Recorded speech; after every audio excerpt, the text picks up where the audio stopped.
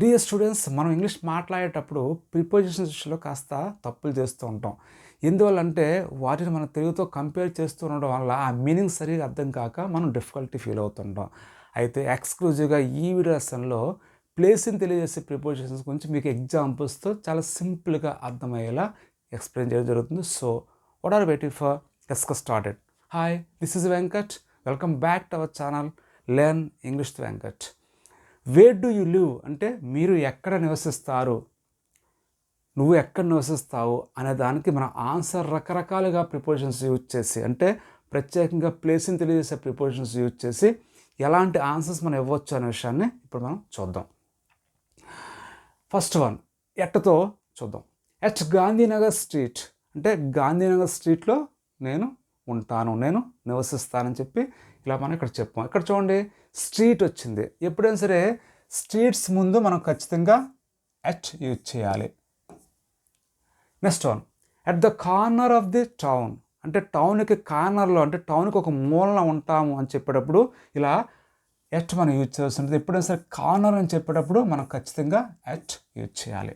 Next, at the entrance of the gym అంటే జిమ్కి entrance వద్ద, అంటే ఎట్ అంటే మెయిన్ తెలుగు మీనింగ్ ఏంటంటే వద్ద అని మీనింగ్ ఇవ్వడం జరుగుతుంది. సో జిమ్ ఎంట్రన్స్ వద్ద అంటే జిమ్కి ప్రవేశ ద్వారం వద్ద మేము ఉంటామని చెప్పేటప్పుడు ఇలా మనం ఎట్ యూజ్ చేసి ఈ విధంగా చెప్తాం. అంటే ఏదైనా స్ట్రీట్స్ కానీ ఒక మూలన అని చెప్పేటప్పుడు, ఏదైనా ఎంట్రన్స్ దగ్గర అని చెప్పేటప్పుడు ఇలా మనం ఎట్ యూజ్ చేసి ఈ విధంగా చెప్తుంటాం.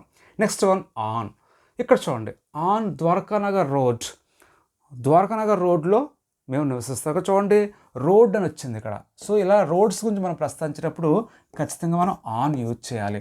అదే స్ట్రీట్స్ అయితే ఎట్ యూజ్ చేయాలి. ఆ డిఫరెన్స్ మీరు అబ్జర్వ్ చేయాలి. నెక్స్ట్, ఆన్ థర్డ్ ఫ్లోర్ అంటే మేము 3వ అంతస్తులో నివసిస్తామని చెప్పేటప్పుడు ఇలా ఆన్ యూజ్ చేయాలి. ఇది చాలామంది ఇక్కడ మిస్టేక్ చేస్తూ ఉంటారు. అంటే నేను 2వ అంతస్తులో నివసిస్తున్నాను, 3వ అంతస్తు నివసిస్తాను అని చెప్పేటప్పుడు అంతస్తులో అని చెప్పేటప్పుడు ఇన్ యూజ్ చేస్తూ ఉంటారు. That is the wrong uses. So అలాంటి సందర్భంలో మనం ఆన్ యూజ్ చేయాలి. Next one in a house అంటే ఒక ఇంటిలో నివసిస్తున్నాము. సో ఇలా హౌస్ అని చెప్పేటప్పుడు మనం ఇన్ యూజ్ చేయాలి. Next one, in an apartment. చూడండి, యాన్ అపార్ట్మెంట్, ఇక్కడ అపార్ట్మెంట్ అనే ఒక నౌన్ అనేది ఆ అనే వవులతో స్టార్ట్ అయింది కాబట్టి ఇక్కడ యాన్ యూజ్ చేయాలి. సో ఇన్ యాన్ అపార్ట్మెంట్ అని చెప్పి ఇలా మనం చెప్పాల్సి ఉంటుంది. నెక్స్ట్ వన్, ఇన్ విశాఖపట్నం అంటే మేము వైజాగ్లో విశాఖపట్నంలో నివసిస్తామని చెప్పేటప్పుడు ఇలా ఇన్ యూజ్ చేయాలి. అలాగే ఢిల్లీ, మేము ఢిల్లీలో నివసిస్తాం అంటే వీ లివ్ ఇన్ ఢిల్లీ. ఇక్కడ చిన్న పాయింట్ మీరు అర్థం చేసుకోవాలి. ఏవైనా చిన్న చిన్న ఊర్ల పేర్లు చెప్పేటప్పుడు, చిన్న చిన్న వీధుల పేర్లు చెప్పేటప్పుడు మనం ప్రత్యేకంగా ఎట్ యూజ్ చేయాలి. అలా కాకుండా పెద్ద పెద్ద టౌన్స్, సిటీస్ గురించి మనం ప్రస్తావించేటప్పుడు ఇన్ యూజ్ చేయాల్సి ఉంటుంది. స్టూడెంట్స్, ఇప్పుడు మరికొన్ని ఎగ్జాంపుల్స్ తెలుసుకుందాం.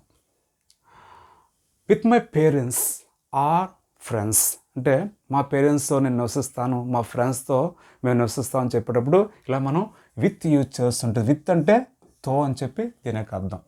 నెక్స్ట్, అలోన్ అంటే ఒంటరిగా, వి లివ్ అలోన్ అంటే మేము ఒంటరిగా నివసిస్తాం అని చెప్పేటప్పుడు ఇలా అలోన్ యూజ్ చేయాల్సి ఉంటుంది, ఒంటరిగా అన్న అర్థంలో.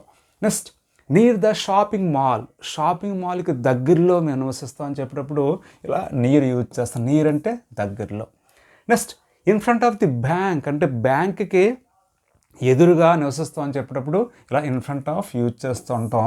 అయితే ఇక్కడ చూడండి, ఆపోజిట్ ద జిమ్, జిమ్కి ఆపోజిట్గా అంటే జిమ్కి అభిముఖంగా మేము నివసిస్తాం అని చెప్పేటప్పుడు ఇలా ఆపోజిట్ యూజ్ చేస్తాం. అయితే ఇన్ ఫ్రంట్ ఆఫ్కి ఆపోజిట్కి డిఫరెన్స్ ఏంటంటే, ఆపోజిట్ అంటే క్వైట్ అంటే ఎగ్జాక్ట్గా ప్లేస్ టు ప్లేస్ అంటే ఒకదాని ముందు ఒక అభిముఖంగా అని చెప్పేటప్పుడు ఆపోజిట్ యూజ్ చేయాలి.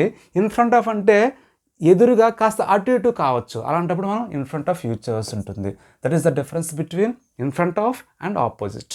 Next, close to the stadium, స్టేడియంకి దగ్గరలో అని చెప్పి ఇలా అన్నాం. అంటే నియర్ కూడా అదే అర్థం ఇస్తుంది. అయితే క్లోజ్ అంటే ఇంకాస్త దగ్గరలోన మీనింగ్ రావడం జరుగుతుంది, క్లోజ్.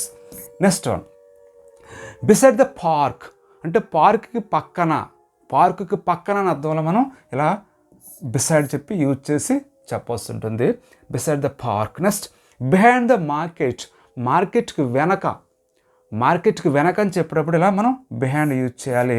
లేదా బిహైండ్ ద మాల్ అని చెప్పొచ్చు.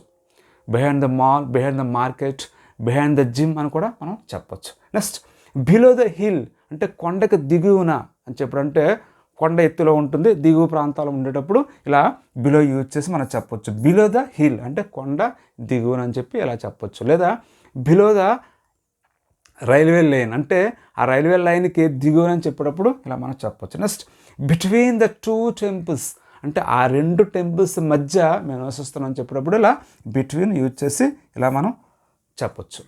డియర్ స్టూడెంట్స్, ఇప్పుడు మన ప్రాక్టీస్లో భాగంగా మీకు కొన్ని ప్రాక్టీస్ సెంటెన్స్ అవ్వడం జరుగుతుంది. వాటికి ఆన్సర్స్ మీరు కామెంట్స్ రూపంలో తెలియచేయండి. నువ్వు బ్యాంకు వెనుక ఉన్నావా? మేము హాస్పిటల్ వద్ద ఉన్నాము. వాళ్ళు 5వ ఫ్లోర్లో నివసిస్తున్నారు.